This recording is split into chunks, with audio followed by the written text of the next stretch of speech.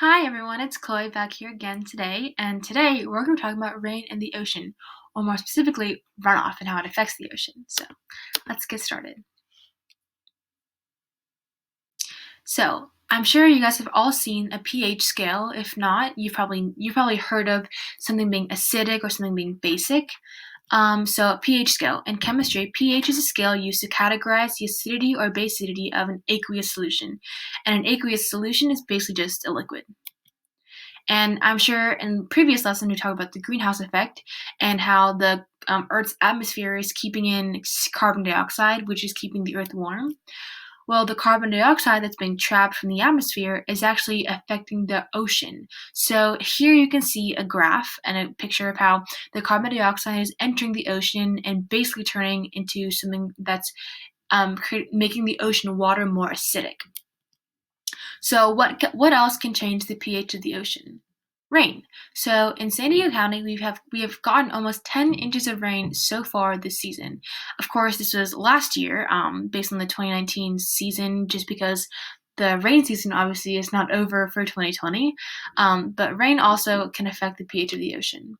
And I'm sure you guys have all heard, don't go to the beach after it rains. Your parents or someone else has always said this. So what does the rain do? Like, why should we go in the water? So rain can affect both the salinity and temperature of the ocean surface. Adding non-salty water to the surface dilutes the saltiness of the water near that surface. Adding water of a different temperature alters the temperature of the water at the surface. So this is kind of how the direct effects that rain can have on the ocean.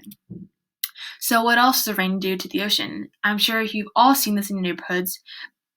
This is something called runoff, and whether this is from the rain or from sprinklers, all this runoff that collects the dirt and debris goes to the ocean. So rain runoff / surface ocean runoff. So runoff from your own yards can carry excess nutrients and groundwater supplies. These excess nutrients have the potential to degrade water quality. As it flows over the land surface, stormwater or runoff picks up potential pollutants that may include sediment, nutrients, bacteria, pesticides, metals, and byproduct of leaking cars. Polluted stormwater runoff can be harmful to plants, animals, and people.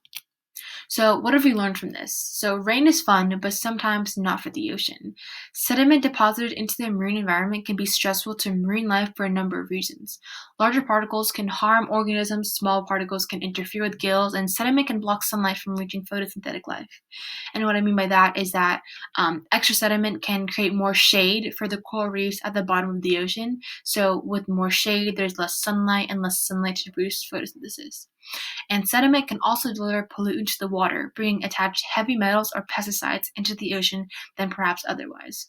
So, all in all, I'm sure none of us would want to play or jump or swim in our runoff. Obviously, it's murky, it's dirty, and it's not clear. These are all the reasons why runoff can harm the ocean. The ocean holds so many like nutrients and organisms that live there, but by bringing this runoff, it's like putting in like a toxin into the ocean. So what do the organisms do in the case of runoff? So corals tend to not enjoy sediment settling on them and spend energy cleaning sediment off by either producing mucus to trap it and have it carried away by the current, or by puffing up individual corallites with water to move the sediment particles off of the surface. The shape of the coral colonies makes them either good or bad at sediment shedding. So as you see in these different pictures, these are different kinds of coral reefs, obviously. And as you see the top right photo with the big shelves and the big leaves is not going to be good for sediment, shedding sediment, because obviously with it almost looks like an artichoke. All the sediment and debris can be trapped within each leaf of the coral, whereas the one in the middle is very spiky and very narrow, where sediment can fly by it.